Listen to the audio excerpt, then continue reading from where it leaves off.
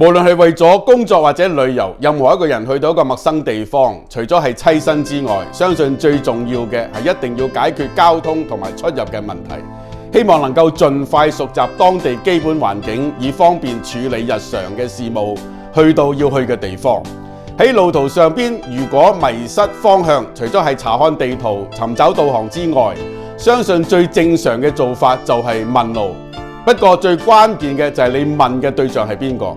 如果對方都唔識路，甚至係指示你錯誤嘅方向，咁唔單止係走好多冤枉路，而且係費時失事。喺人生嘅路上邊，邊個能夠指示我哋正確嘅方向呢？